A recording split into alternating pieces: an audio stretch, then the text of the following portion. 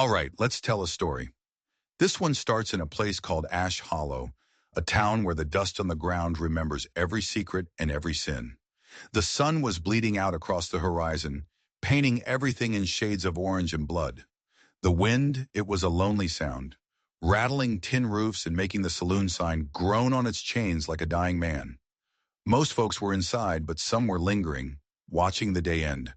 And right there, at the edge of the main street, half hidden in the shadow of a water trough, was a burlap sack.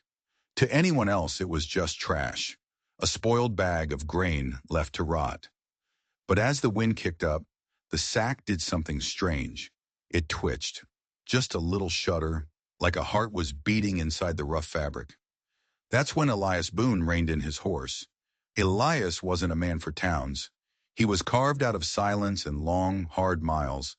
His face was a map of places you didn't want to go, and his eyes held a weight that made other men look down at their boots.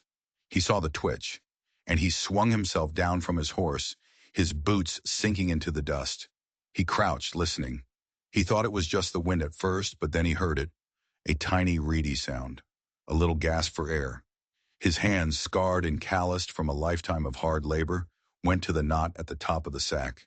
He worked it loose, the rough fibers giving way. And inside was a baby. The child was pale, its lips a faint gray, its eyes squeezed shut like it was already in pain from just being alive. Its tiny chest was barely moving, stuttering up and down. Elias felt his own breath catch in his throat, not from shock, but from a ghost, a memory of another child, his own little girl, that a winter fever had stolen from him years ago. The baby whimpered, its mouth opening, and a single ragged word escaped. "Mama!"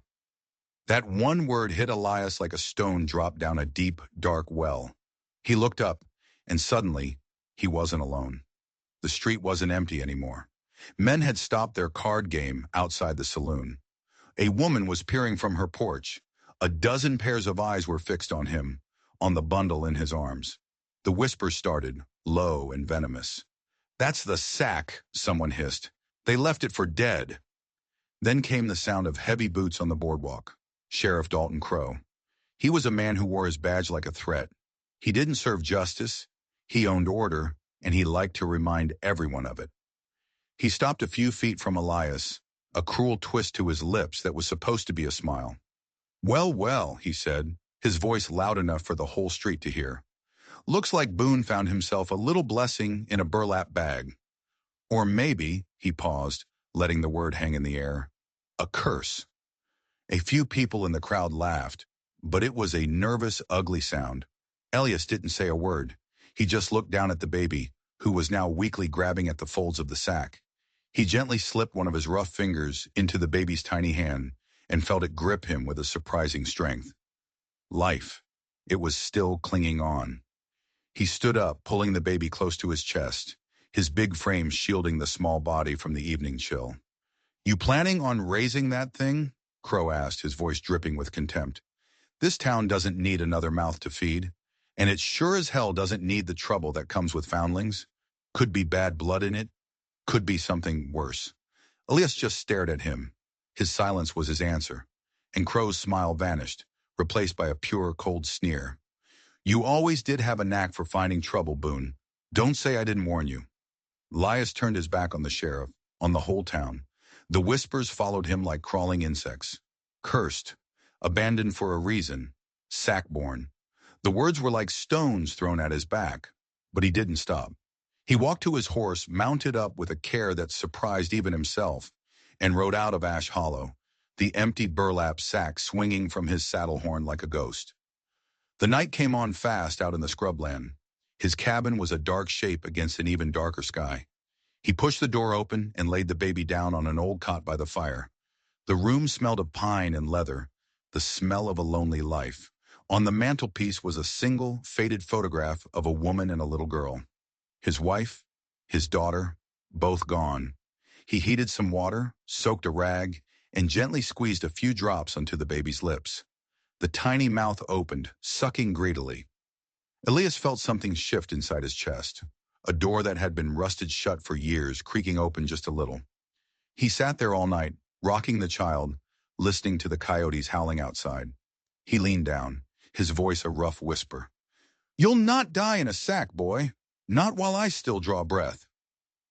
By the time the sun came up, Elias Boone knew. He hadn't just opened a burlap sack. He had torn open his own life.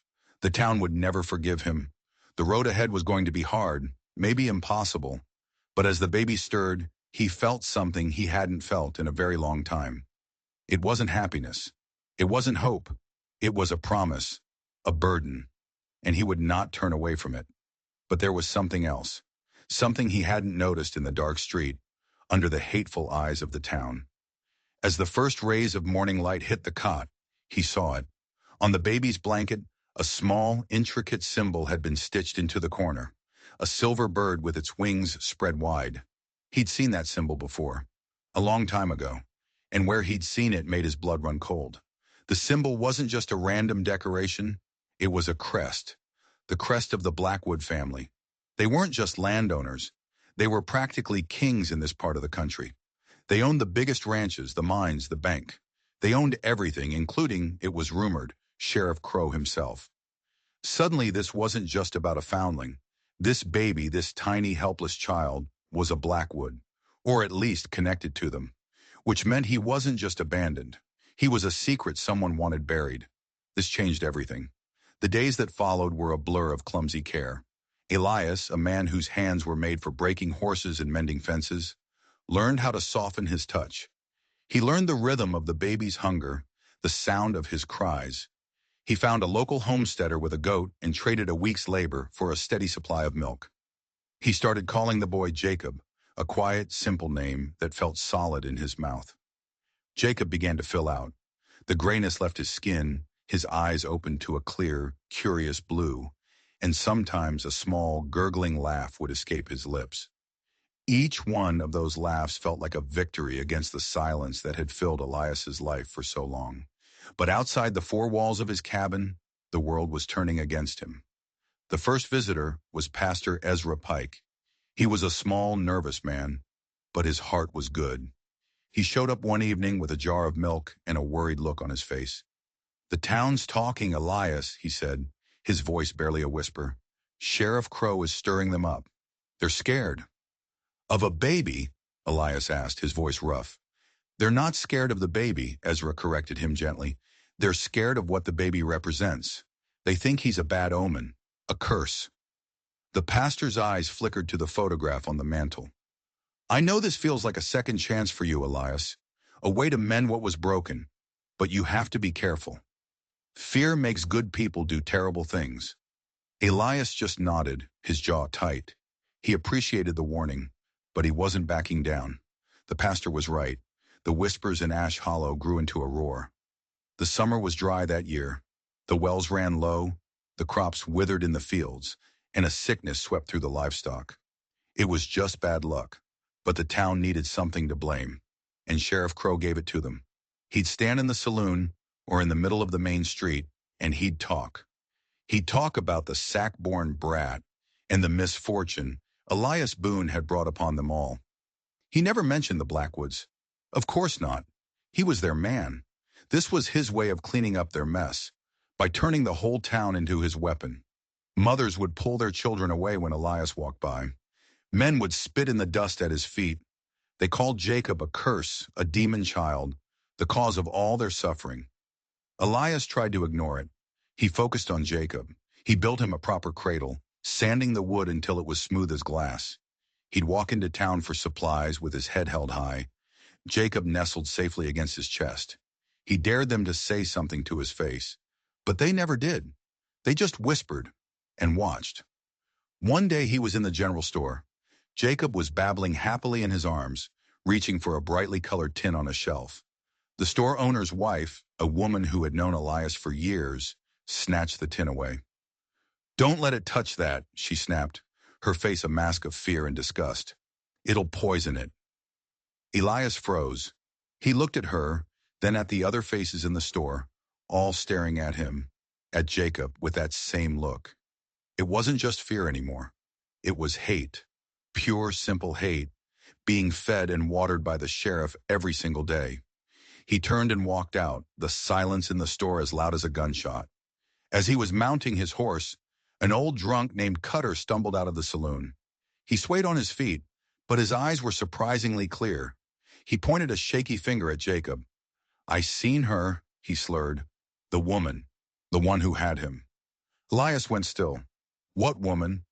"Pretty thing. Dark hair. Looked scared," Cutter mumbled, looking over his shoulder as if expecting to see the devil. "She was with a man, a fancy man, in a fine carriage with a silver bird on the door." He looked Elias dead in the eye. "A blackwood bird," he whispered.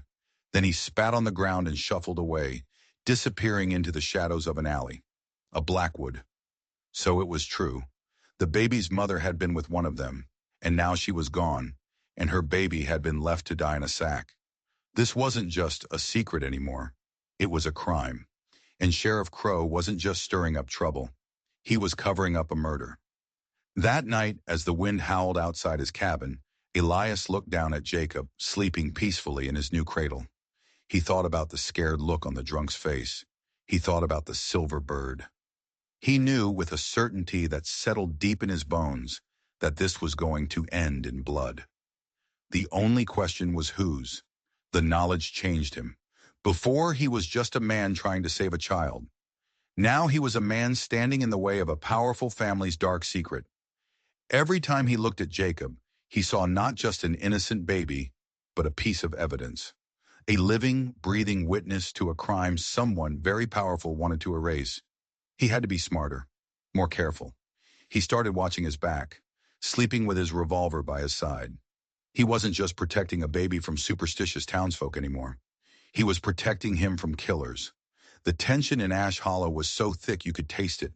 It was in the air, in the silence that fell whenever Elias entered a room, in the way people's eyes darted away from his. The drought held its grip on the land, and with every cloudless day, the town's fear and anger grew, all of it directed at the man and the child in the cabin on the edge of town. Sheriff Crow was getting bolder. He stopped just hinting at things. He started making open threats. "That thing Boone is raising ain't natural," he'd bellow from the steps of his office. "It's a blight on this town. And when a farmer finds a blight in his field, he cuts it out by the root before it poisons the whole crop." The men listening would nod, their faces hard. They were farmers, ranchers. They understood that kind of talk. It was simple, brutal logic, and it was working. Elias knew a confrontation was coming. He could feel it building, like the pressure before a thunderstorm. It happened on a moonless night. Elias was rocking Jacob by the fire when he heard it. The crunch of boots on dry earth. Not one man, a lot of men. He grabbed his revolver, gently placed the sleeping baby in his cradle, and moved to the window. He saw them in the flickering darkness. A mob. At least a dozen men, their faces hidden by shadows, carrying torches that threw dancing, monstrous shapes against the trees. They weren't just here to scare him. "Boone!" a voice called out, raw and angry. "Bring out the curse. We're ending this tonight." Jacob woke up with a terrified scream. Elias scooped him up, holding him tight against his chest. His heart was hammering, but his hands were steady. He had faced death before. He had lost everything once. He wasn't going to lose it all again. He kicked open the cabin door and stepped out onto the porch, the firelight behind him making him a massive, unmoving silhouette. Jacob was wailing, his tiny fist clenched in Elias's shirt. "You'll not touch him," Elias said, his voice low and dangerous. It wasn't a plea. It was a statement of fact. A rock sailed out of the darkness and smashed against the cabin wall, right next to his head. Another one shattered the window. The mob surged forward, their courage fueled by numbers and the darkness. Elias shifted Jacob to one arm, his other hand gripping the revolver at his side. He didn't want to use it. He didn't want to make widows and orphans. But he would. For this child, he would do anything. Just as the first man reached the steps of his porch, another light appeared in the trees. A single lantern held high. It was Pastor Ezra. "Stop!" he cried, his voice trembling but filled with a strange power. He ran forward and stood between Elias and the mob, his small frame looking impossibly fragile against their hate. "In God's name, what are you doing? You come like cowards in the night to harm a child? This is not justice. This is murder. For a moment his words seemed to work. The mob hesitated. A few men lowered their rocks. But then someone from the back roared, "He's a curse! He's killing our town!" And another torch came flying through the air. It didn't hit the cabin. It landed on the roof of his small, dry-as-tinder barn. The flames erupted with a roar, licking up into the night sky. The orange light lit up the faces in the crowd, revealing them for who they were: his neighbors, men he'd known for years. Their faces were twisted with fear and a kind of righteous madness.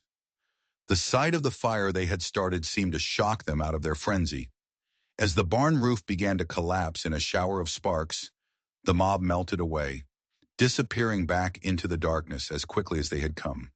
They left behind the smell of smoke, the sound of Jacob's crying, and the ruin of Elias's life.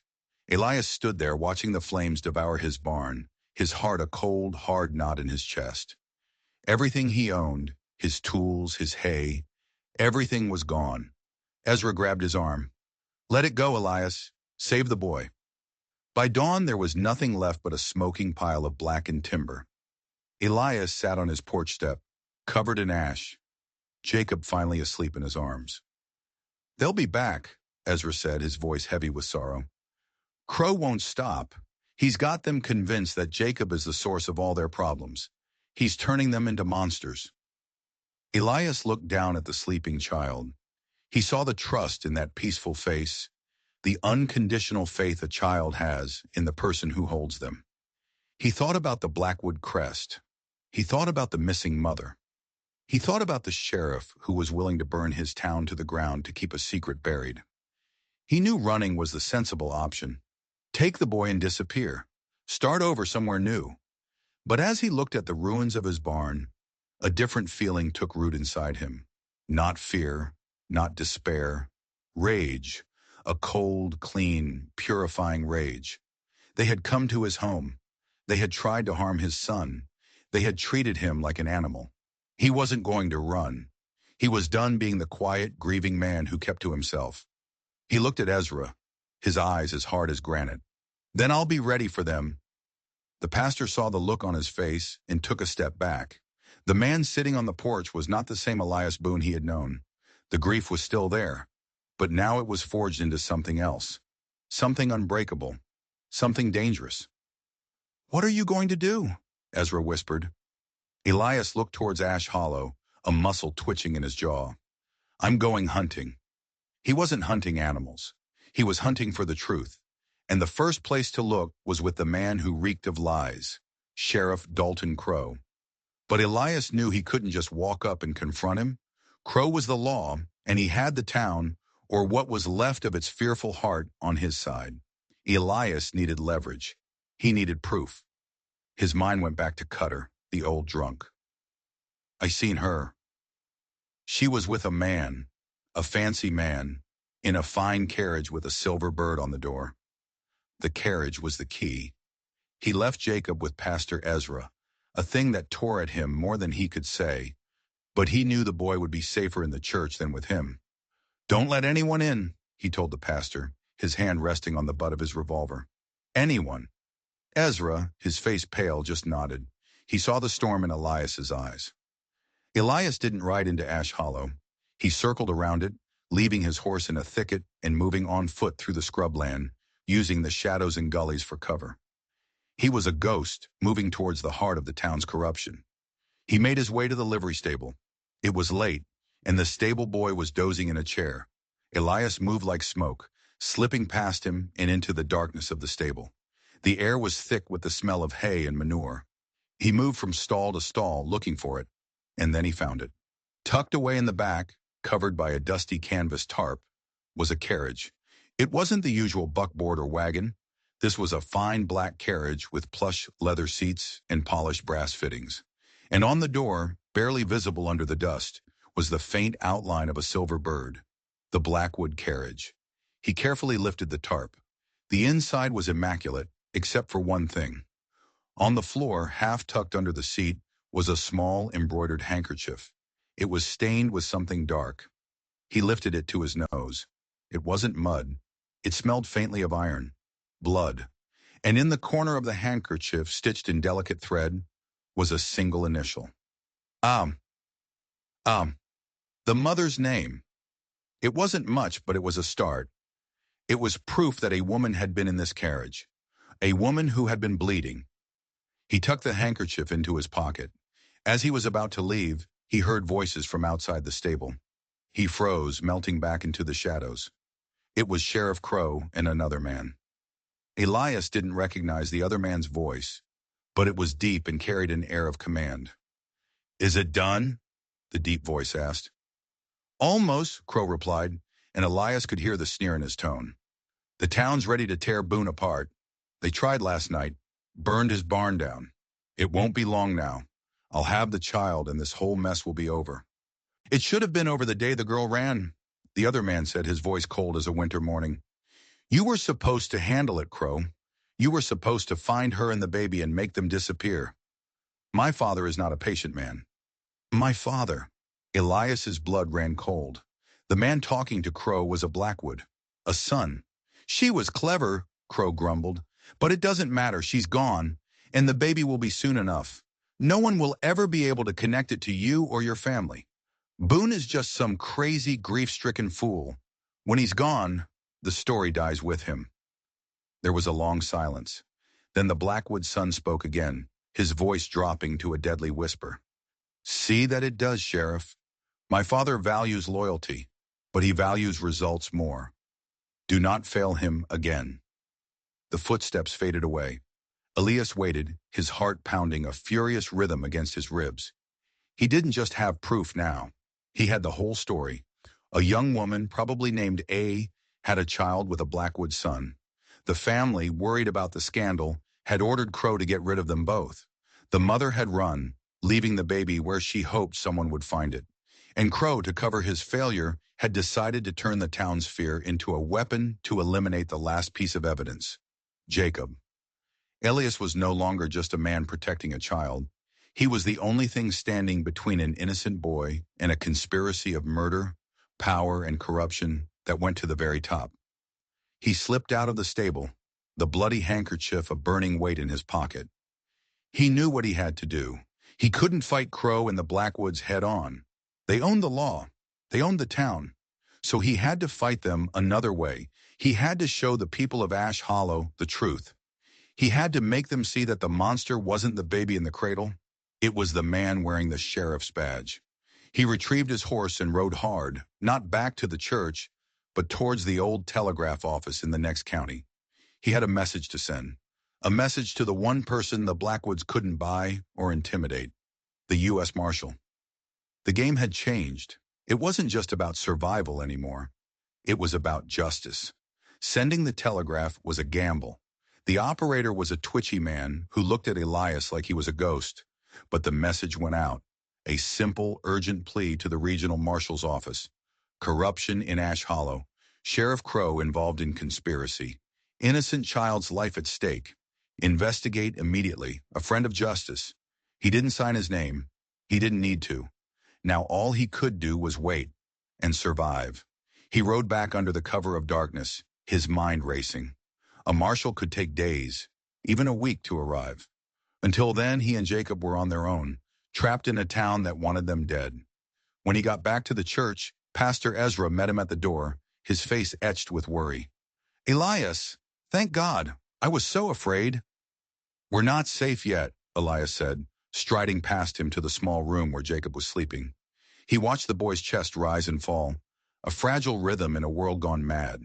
The love he felt for this child was a fierce, protective thing, an anchor in the storm. "What did you do?" Ezra asked, following him. Elias pulled out the blood-stained handkerchief.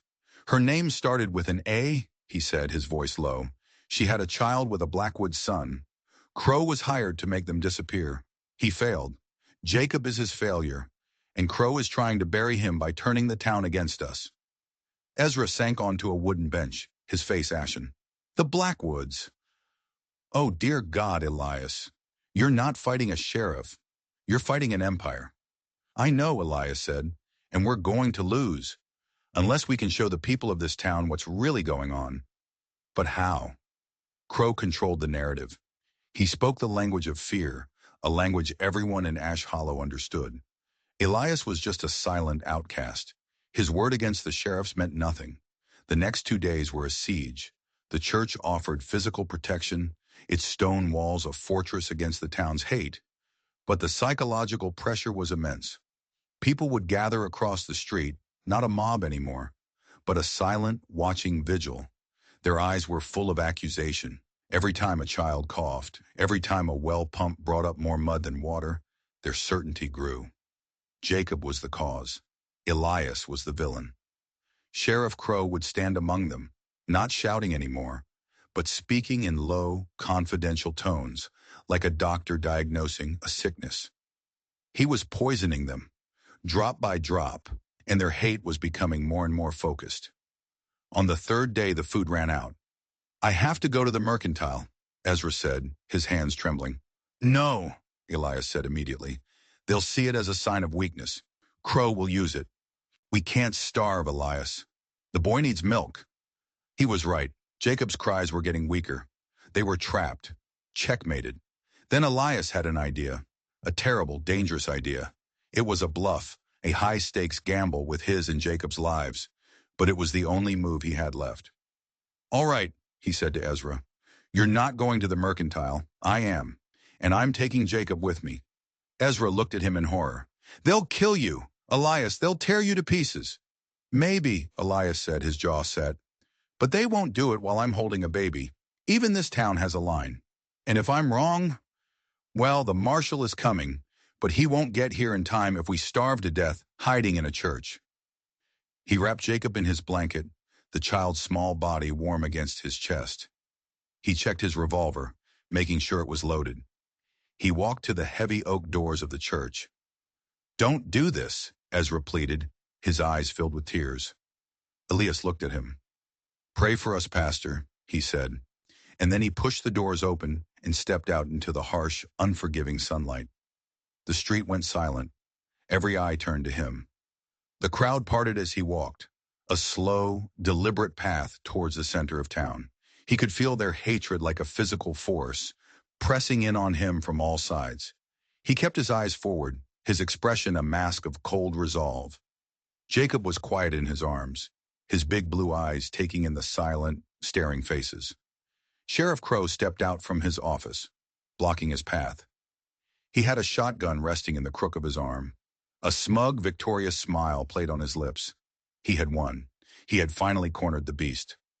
"This is as far as you go, Boone," Crow said, his voice carrying across the silent street. "The town has decided. Your curse ends today. Hand over the boy." Elias didn't stop walking. He kept moving forward, step by steady step, until he was only a few feet from the sheriff. "He's not a curse, Crow," Elias said, his voice quiet but carrying in the stillness. "He's a witness." Crow's smile faltered for just a second. "What did you say?" Elias held his gaze. "I know who he is. I know about the carriage. I know about the Blackwoods. And I know about the girl you were supposed to make disappear." He saw the flicker of panic in Crow's eyes. It was there, just for an instant, before it was replaced by rage. "You're insane!" Crow spat, raising the shotgun. "You've lost your mind." "Have I?" Elias said, his voice rising now, loud enough for the whole town to hear. "Ask him," he shouted, looking at the crowd. "Ask your sheriff why a Blackwood carriage was hidden in the livery. Ask him what happened to the young woman who came to town a few months ago, the one who was seen with the Blackwood boy." The crowd murmured, confused. They looked from Elias to the sheriff. This wasn't the story they had been told. "He's lying," Crow roared, his face turning a blotchy red. "He's a madman trying to save his own skin." "Am I?" Elias reached into his pocket and pulled out the small embroidered handkerchief. He held it up. The dark stain was clearly visible. "Then what is this? This was in the Blackwood carriage. This is her blood." A collective gasp went through the crowd. This was tangible. This was real. Not a story about a curse, but evidence of a crime. Their certainty began to crack. Doubt, like a small seed, had been planted. Crow saw he was losing them. Panic made him reckless. He leveled the shotgun directly at Elias's chest. "I said, give me the boy," he screamed, his voice cracking. Elias stood his ground. He held Jacob tighter. No! The world seemed to stop. The sun beat down. The dust hung in the air. Everyone held their breath. Crow's finger was tightening on the trigger. And then from the end of the street came a new sound. The thundering of hooves. A lone rider galloping hard into town. He wore a dusty coat and a flat-brimmed hat, and on his chest was a shining silver star. The marshal. He'd gotten the message. And he'd come. Crow's face went white. He was trapped. His lies were unraveling around him. In a final act of desperate, cornered animal rage, he swung the shotgun away from Elias and fired. Not at the marshal. He fired into the crowd. Chaos erupted. People screamed and scattered, diving for cover. The marshal drew his pistol, his horse rearing as he brought it under control. In that moment of pandemonium, Crow saw his only chance. He dropped the shotgun and bolted, running for the alley beside his office. Elias didn't hesitate. He thrust Jacob into the arms of a stunned-looking Pastor Ezra, who had run out of the church. "Keep him safe," he yelled, and then he drew his own revolver and took off after Crow.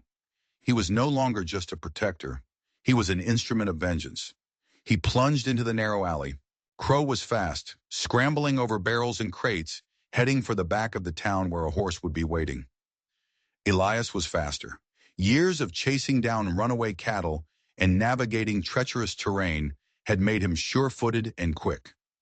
He rounded a corner and saw Crow fumbling with the reins of a black stallion. Crow heard him, spun around, and fired a wild shot from his own pistol. The bullet splintered the wood of a doorway inches from Elias's head. Elias didn't fire back. Not yet. He kept advancing, his steps steady, his gun held ready. He was closing the distance. "It's over, Crow!" he shouted. "There's nowhere left to run. You should have left it alone, Boone!" Crow screamed back, his face a mask of sweat and terror. "It was just a baby. Nobody would have cared." He fired again. Elias felt a searing pain in his left shoulder as the bullet tore through flesh. He staggered but didn't fall. The pain only fueled his resolve. He raised his own gun, took careful aim, and fired once. The shot was perfect. It hit Crow in the leg. The sheriff cried out and collapsed, his pistol clattering on the ground. Elias walked slowly towards him, his gun still raised, his shoulders screaming in agony. He stood over the writhing sheriff, the man who had tried to murder a child, who had turned his neighbors against him, who had served the corrupt and the powerful. Crow looked up at him, his eyes wide with fear. "Don't kill me, Boone, please." Elias looked down the barrel of his gun at the pathetic, broken man. Every part of him wanted to pull the trigger, for his burned barn, for the terror Jacob had endured, for the memory of his own lost family. But then he thought of Jacob's face, the innocence, the trust. Killing Crow wouldn't bring anything back. It would just make him a murderer. And he wasn't that. He was a father. He lowered the gun. The marshal appeared at the end of the alley, his own pistol drawn. "It's done," Elias said, his voice tight with pain. "He's yours." As the marshal dragged the whimpering Crow away, the townsfolk began to emerge from their hiding places. They looked at Elias, at the blood soaking his shirt, with a new expression. Not hate, not fear. Shame. They saw the man they had called a curse, the man who had stood alone against the corruption they had all been too afraid to see. He had bled for them. He had saved them from their own worst selves. Pastor Ezra ran to him, Jacob safe in his arms. The boy saw Elias and reached out his little hands, making a happy, gurgling sound. Elias winced in pain as he took the child, but he held him close. This was why he had fought. This was what mattered. The marshal came back over. "The Blackwood boy has been arrested in the next county. He started confessing the second he heard Crow was caught. Spilled the whole story." He looked from Elias to Jacob. "But there's something else you should know." "What is it?" Elias asked, his voice weak. "The mother," the marshal said. "The girl with the handkerchief. Her name is Anna, and she's not dead." Elias felt his heart stop. "The Blackwoods didn't kill her," the marshal continued. "They locked her away in a private sanatorium. Said she'd gone crazy. We found her this morning. She's weak, but she's alive, and she's been asking for her son." The world shifted on its axis. All this time, Elias had been fighting for a ghost, but she was real. Jacob's mother was alive. For a moment, a sharp, unexpected pain shot through him, a pain that had nothing to do with the bullet in his shoulder. It was the pain of loss. He had thought of Jacob as his own. He had named him. He had called him son, but he wasn't. He belonged to someone else. Then he looked down at the boy in his arms, who was happily playing with a button on his bloody shirt. He saw the pure, unconditional love in those blue eyes. And he knew what he had to do. A few weeks later, after his shoulder had healed and Dalton Crow had been sentenced to hang, a carriage arrived at Elias's rebuilt cabin. It wasn't a fancy Blackwood carriage. It was a simple, sturdy passenger coach. A young woman stepped out. She was thin and pale, with dark hair and eyes that held a world of sorrow, but also a fierce, unbreakable strength. It was Anna. She saw Elias standing on his porch holding Jacob. Her breath caught and tears streamed down her face. Is he? She whispered. Elias nodded, his throat tight. He walked slowly towards her. Jacob saw his mother and, as if by some primal instinct, he reached for her. His name is Jacob, Elias said softly. Anna took her son into her arms, burying her face in his blanket, her shoulders shaking with sobs of relief and joy. Elias stood back, feeling like an intruder in this sacred moment. He had done his part. He had kept his promise. Now it was time to let go. Anna looked up at him, her eyes shining with a gratitude so profound it needed no words. "How can I ever thank you?" she said. "You saved him. You saved us both." "I just did what was right," Elias said, his voice rough. She stayed for a week. They talked for hours by the fire. She told him her story, how she had fallen in love with a rich, charming man who had turned cruel and cold when he learned she was pregnant. She told him about her escape, about leaving Jacob in the sack where she prayed a kind soul would find him before Crow's men did. And Elias, for the first time in years, talked about his wife and daughter. He shared his grief, and in sharing it, felt some of its crushing weight finally begin to lift. On the day she was to leave, to start a new life in the East, with the money the courts had awarded her from the Blackwood estate, she stood with Elias on the porch. Jacob was asleep in a basket at their feet. "Come with us," she said quietly. "There's nothing for you here but bad memories." Elias looked out at the scrubland, at the horizon that had been the only witness to his lonely life for so long. He looked at his new barn, which the townsfolk, in a silent act of apology, had come together to rebuild for him. He thought of the way Pastor Ezra now clapped him on the back, the way the store owner's wife now gave Jacob a piece of candy whenever they came to town. Ash Hollow wasn't perfect, but it had been tested. It had looked into the face of its own darkness, and with his help, had chosen the light. He looked at Anna, at her kind, strong face. "This is my home," he said, "and my memories. Not all of them are bad anymore." She understood. She reached out and squeezed his scarred hand. "Will you visit?" "I will," he promised. He watched her carriage disappear into the dust, a part of his heart going with it. The silence descended on the cabin once more, but this time it was different. It wasn't an empty silence, it was a peaceful one. He had faced down a corrupt sheriff, a powerful family, and a hateful town. He had been shot, his home had been burned, and he had been forced to give up the child he had come to love as his own. But he had won. He had brought justice to the lawless. He had shown a town the true meaning of mercy, and in saving Jacob, he had, in the end, saved himself.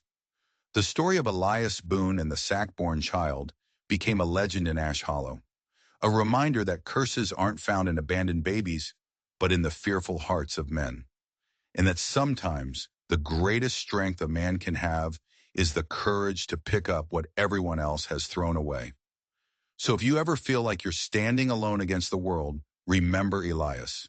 Remember that one act of compassion can be more powerful than any lie, and that the fight for what's right is always, always a fight worth having. If you enjoyed this story and you believe in the power of ordinary people doing extraordinary things, don't forget to hit that subscribe button and ring the bell. You never know what other secrets are buried in the dust, just waiting to be uncovered.